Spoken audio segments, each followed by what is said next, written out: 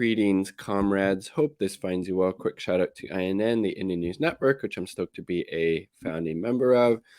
So the U.S. is having this, summit for democracy, and obviously that's, really ridiculous that the U.S. is leading anything that has to do with democracy, because the United States has never been a democracy. It's a settler colonial state that was, founded on the genocide of the indigenous peoples that were obviously here before the settlers came, founded on the enslavement of Africans. It's, built on and still very much upholding, white supremacy and capitalism.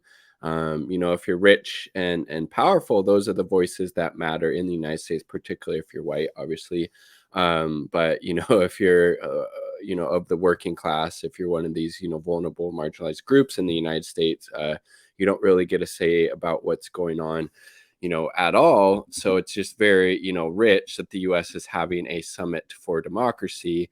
And Alex Rubinstein on this Mint Press article points out why it's so problematic that the US shouldn't be invited to the Summit for Democracy yet, let alone be its host, as it says in the title there. I'll link this down below. Definitely rate Mint Press News and Alex Rubinstein as well. This week, the U.S. is convening a virtual summit for democracy, the first of its kind, of what the State Department hopes to make an annual event. Summit will focus on challenges and opportunities facing democracies, and will provide a platform for leaders to announce both individual and collective commitments, reforms, and initiatives to defend democracy and human rights at home and abroad. Yeah, what fucking human rights do we have in the United States when we're the world's largest fucking carceral state? What human rights do we have when the police brutalize and murder people on a daily basis, or when they act as tools of capitalism and white supremacy, and from things like Occupy Wall Street to Standing Rock to the Black Lives Matter movement, going back further to the civil rights movement, to different labor movements and protests, etc. I mean, Jesus Christ.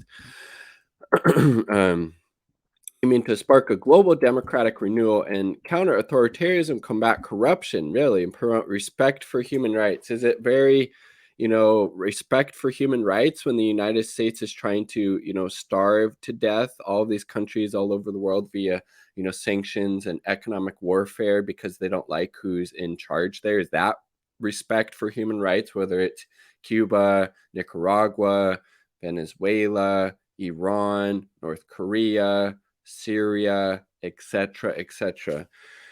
I mean, goddamn, this is hilarious. The State Department Summit for Democracy uses a protest photo as its banner on YouTube. I did some digging and figured out that the photo is originally a protest by the UK Socialist Party. It's no surprise that Washington has declined to invite two biggest political foes, Russia and China. Two countries banded together to publish an opinion article in National Interest, correctly characterizing the circus of a summit as a product of Washington's Cold War mentality aimed at stoking ideological confrontation and a rift in the world. Anatoly Anatonov and Qin Jing, the Russian and Chinese ambassadors to this, jointly wrote, interfering in other countries' internal affairs, which the United States does fucking en masse, right? Under the pretext of fighting corruption, promoting democratic values, and protecting human rights, hindering their development, wielding the big stick of sanctions, 100%, even infringing on their sovereignty, unity, and territorial integrity, go against the uncharted and other basic norms of international law, and are obviously anti-democratic. So again, just the absolute hypocrisy, but it's not surprising that the U.S. empire, the U.S. regime, would be having this summit for democracy when they're one of the most undemocratic states in the fucking world. The article published on November 26th proved prescient.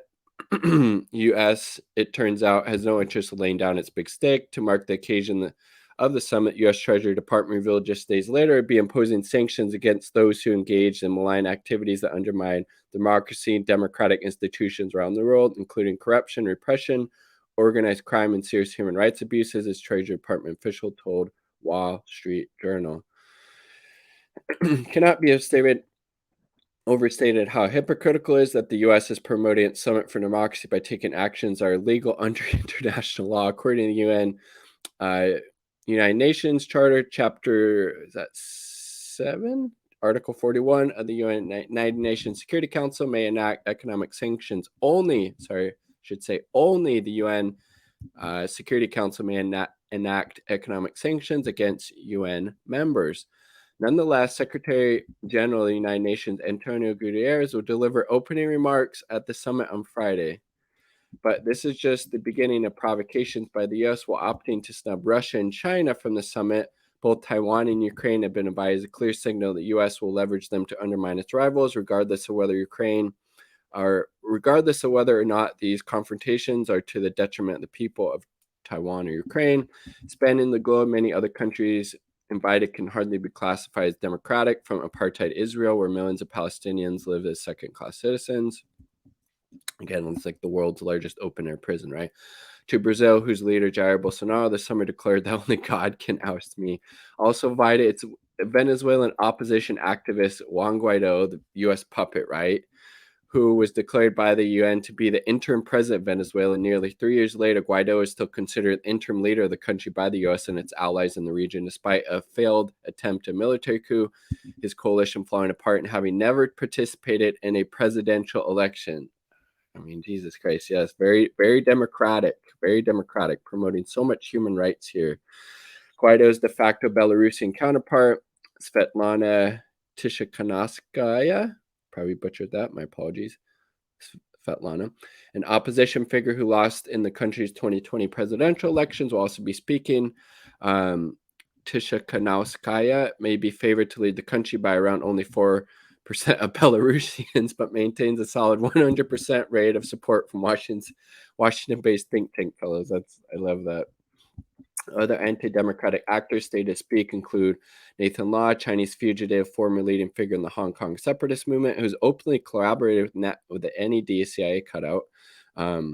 Those in the glass house shouldn't throw stones, rather than using its Summit for Democracy as a means to furthering its information warfare campaign against China and Russia.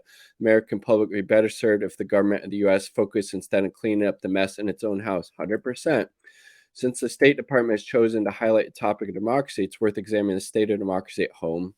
Like, it's in fucking shambles. Again, we've never had it. It's not looking good. Take one example, peer-reviewed Princeton University study from 2014 titled Testing Theories of American Politics, Elites, Interest Groups, and Average Citizens. Professor of Public Policy Martin Gillens, alongside Professor of Decision-Making Benjamin Page and a small Army research assistants, gathered data on large, diverse set of policy cases, 1,779 instances between 1981 and 2002, which a national survey of the general public asked the favor opposed question about proposed policy change. And what are you going to see here? It's the policies that benefit the elite that they support, while the working class policies that, again, of the masses support aren't championed by those in power. What researchers found may be shocking to many people around the world, but to U.S. citizens, it's probably not at all surprising. When one holds constant net interest group alignments and preferences of affluent Americans, it makes very little difference what the general public thinks. Think about that. The probability of policy change is nearly the same, around 0.3, whether a tiny minority or large majority of average citizens favor a proposed policy change. In layman's terms, the policy preferences of average citizens has almost no bearing on the likelihood of a policy being adopted by the government. By contrast, the preferences of economic elites is highly correlated with the likelihood of a policy being adopted, because, again, both parties, we live in a corporate duopoly, are completely bought and paid for by the capitalist class. Hence, the capitalist class gets whatever policies they want enacted. Again, vast majority of people support things like Medicare for all, canceling student loan debt, legalizing marijuana, making college tuition free, ending the war on drugs, et cetera, et cetera. Elites, the capitalist class, don't support that, so we ain't getting that. Central point emerges from our research is that economic elites and organized groups representing business interests have substantial independent impacts on the U.S. government policy, while mass-based interest groups and average citizens have little or no independent influence. Capitalism is the fucking virus. There is a word for that kind of political system revealed in this study. It's not democracy, nor is it flattering. The word is oligarchy. Yeah, I remember this. Yeah.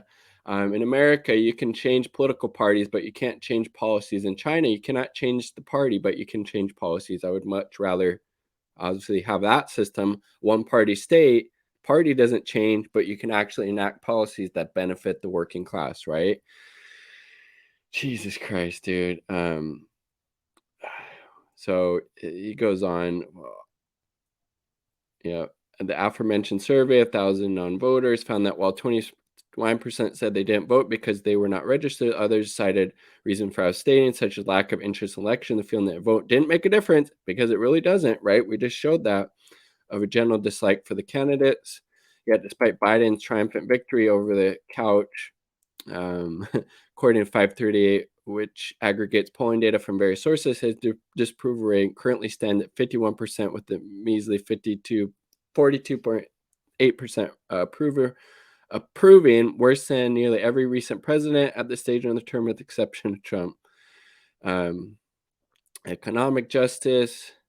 Child poverty rates are even higher. 18% of children living in poverty. It's almost 1 out of 5 kids in the richest country in the world. It's not lack of material resources. It's how they are distributed, right? This income and particularly wealth inequality, right? Where very few, small handful of people at the top control a massive amount of resources, wealth, and power, while almost 1 in 5 fucking kids live in poverty, or, and then it's obviously worse, for Black children. Look, 42% of Black children live in poverty.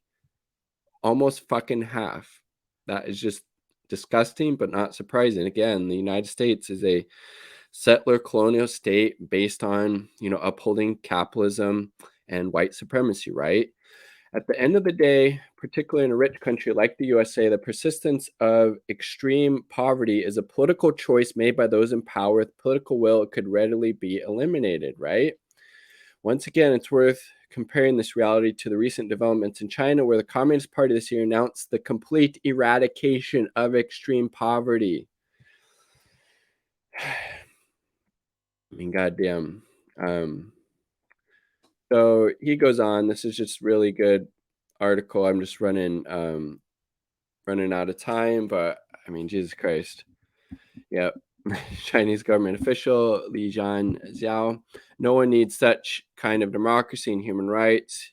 Iraq, Libya, where they again now have open air fucking slave markets, thanks to the United States NATO-backed war of aggression and intervention there. Yemen, United States is supporting the Saudi-led genocide there. The Biden administration just sold them a shit ton more of fucking missiles in support of that.